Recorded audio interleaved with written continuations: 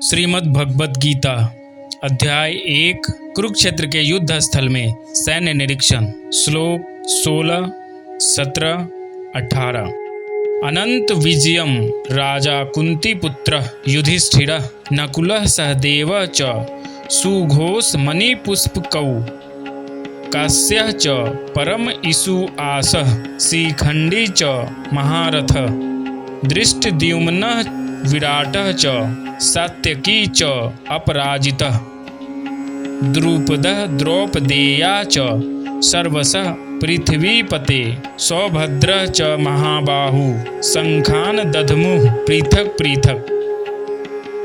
हे राजन, कुंती पुत्र राजा युधिष्ठिर ने अपना अनंत विजय नामक शंख बजाया तथा नकुल और सहदेव ने सुघोष एवं मणि पुष्पक शंख बजाए। महान धनुर्धर काशीराज परम योद्धा शिखंडी दृष्टद्युम्न विराट अजेय सात्यकी द्रुपद द्रौपदी के पुत्र तथा सुभद्रा के महाबाहु पुत्र आदि सबों ने अपने अपने शंख बजाए। संजय ने राजा धृतराष्ट्र को अत्यंत चतुराई से यह बताया कि पांडु के पुत्रों को धोखा देने तथा राज्य सिंहासन पर अपने पुत्रों को आसीन कराने की यह अविवेकपूर्ण नीति श्लाघनीय नहीं थी। लक्षणों से पहले ही यह सूचित हो रहा था कि इस महायुद्ध में सारा कुरुवंश मारा जाएगा।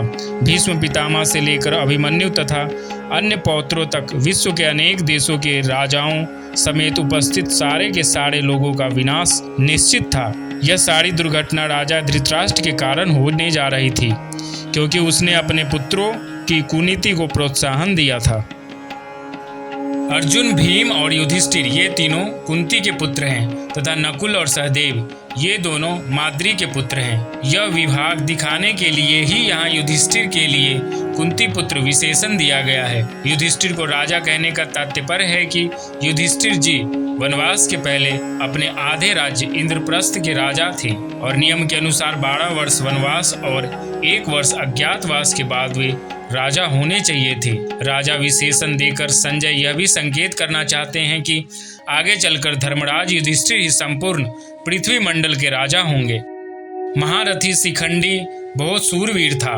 यह पहले जन्म में स्त्री काशीराज की कन्या अम्बा था और इस जन्म में भी राजा द्रुपद को पुत्री रूप से प्राप्त हुआ था। आगे चलकर यही शिखंडी अस्थुनाकर्ण नामक यक्ष से पुरुषत्व प्राप्त करके पुरुष बना। भीष्म जी इन सब बातों को जानते थे और शिखंडी को स्त्री ही समझते थे। इस कारण से वे इस पर बाण नहीं चलाते थे। अर्जुन ने युद्ध के समय इसी को आगे करके भीष्म जी पर बाण चलाए और उनको रथ से नीचे गिरा दिया। अर्जुन का पुत्र अभिमन्यु बहुत सूरवीर था। युद्ध के समय इसने द्रोण निर्मित चक्रव्यूह में घुसकर अपने पराक्रम से बहुत से वीरों का संहार किया।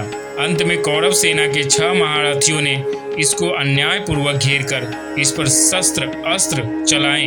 दुशासन पुत्र के द्वारा सिर पर गदा का प्रहार होने से इसकी मृत्यु हो गई। संजय ने शंखवादन के वर्णन में कौरव सेना के सूरवीरों में से केवल भीष्म जी का ही नाम लिया और पांडव सेना के सूरवीरों में से भगवान श्री कृष्ण, अर्जुन, भीम आदि 18 वीरों के नाम लिए।